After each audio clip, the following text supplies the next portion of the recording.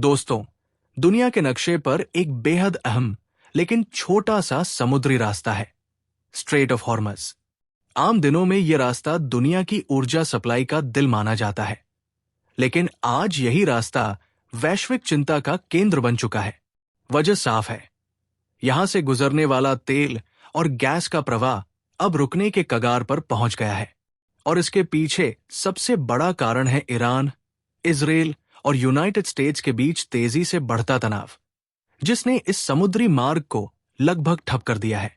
अब इस संकट का असर सिर्फ बड़े देशों तक सीमित नहीं रहा, बल्कि भारत जैसे देशों पर इसका सीधा असर दिखने लगा है। क्योंकि भारत अपनी जरूरत का लगभग 60% एलपीजी और भारी मात्रा में कच्चा तेल इसी रास्ते के जरिए मंगवाता है। ऐसे में अगर यह रास्ता बाधित होता है तो देश की ऊर्जा सुरक्षा पर सीधा खतरा मंडराने लगता है। यही कारण है कि दिल्ली में अचानक हलचल तेज हो गई है और सरकार हर स्तर पर एक्टिव मोड में आ चुकी है। इसी बीच एक बड़ी खबर सामने आई है। अफ्रीका का देश अंगोला, जो भारत से करीब 8000 किलोमीटर दूर है, अब भारत के लिए एक नया ऊर्जा स्रोत बनकर उभर रहा है।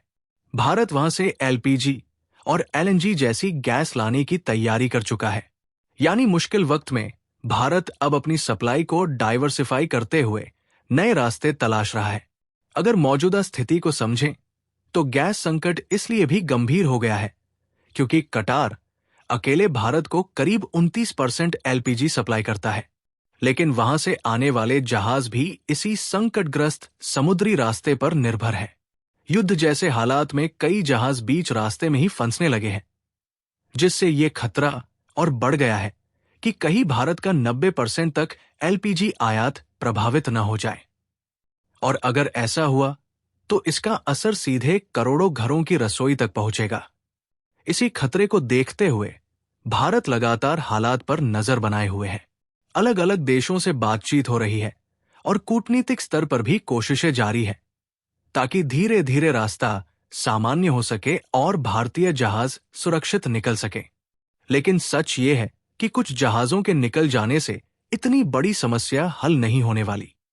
हालात अभी भी अनिश्चित है और तनाव कम होने के बजाय और जटिल होता जा रहा है। यहीं से भारत की नई रणनीति शुरू होती है। अब भारत सिर्फ एक क्षेत्र या एक सप्लाई रूट पर निर्भर नहीं रहना चाहता। जैसे ही हालात बिगड़ने लगे, भारत ने तुरंत अपने विकल्प बढ़ाने शुरू कर दिए। अर्जेंटीना से लेकर नॉर्वे, रशिया और यूनाइटेड स्टेट्स तक हर जगह से नए गैस स्रोत तलाशे जा रहे हैं। लेकिन यहां एक बड़ी चुनौती सामने आई, दूरी और समय। उदाहरण के तौर पर अमेरिका से गैस भारत तक पहुंचने में कई हफ्ते लग जाते हैं, जबकि देश के अंदर मांग तेजी से बढ़ रही है। ऐसे में इतनी दूर से आने वाली सप्लाई जरूरत के मुकाबले काफी कम साबित होती है। यही वजह है कि एक्सपर्ट इसे ऊंट के मुंह में जीरा जैसा बता रहे हैं। मतलब समाधान है, लेकिन पूरी तरह पर्याप्त नहीं। आपको यह भी जानना जरूरी है कि भारत दुनिया का दूसरा सबसे बड़ा एलपीजी आयातक और चौथा सबसे बड़ा एलएनजी आयातक है। यानी रोजाना लाखों टन गैस की जरूरत होती है। अगर कुछ दिनों के लिए भी सप्लाई रुक जाए तो इसका असर तुरंत बाजार और आम लोगों की जिंदगी पर दिखाई देने लगता है। इसी वजह से सरकार और बड़ी ऊर्जा कंपनियां एक साथ तेजी से काम कर रही है। Indian oil corporation, Bharat petroleum, Hindustan petroleum जैसी कंपनियां अब ग्लोबल मार्केट में नए पार्टनर खोज रही है। और यहीं पर कहानी में आता है एक बड़ा मोड़, अंगोला। यह देश पहले भारत की रसोई से ज्यादा जुड़ा नहीं था, लेकिन अब यही भारत के लिए एक मजबूत सहारा बन सकता है। अफ्रीका में नाइजीरिया के बाद यह तेल निर्यात में दूसरे नंबर पर आता है। भारत और अंगोला के बीच इस समय हाई लेवल बातचीत चल रही है, खासतौर पर वहां की सरकारी कंपनी सोनांगोल के साथ। अगर यह डील सफल होती है तो पहली बार कोई मध्य अफ्रीकी देश बड़े स्तर पर भारत को कुकिंग गैस सप्लाई करेगा, जो भारत की ऊर्जा रणनीति में बड़ा बदलाव ला सकता है। अब सवाल उठता है, आखिर अंगोला ही क्यों? जवाब है भूगोल और समय। एक्सपर्ट मानते हैं कि उत्तरी अमेरिका की तुलना में अंगोला से भारत तक गैस पहुंचने में करीब 10 से 15 दिन कम लगते हैं और संकट के समय यही 10 से 15 दिन बेहद कीमती साबित होते हैं। लेकिन इसके बावजूद ये अमेरिका जैसे दूर देशों के मुकाबले ज्यादा तेज और व्यावहारिक विकल्प बनता है।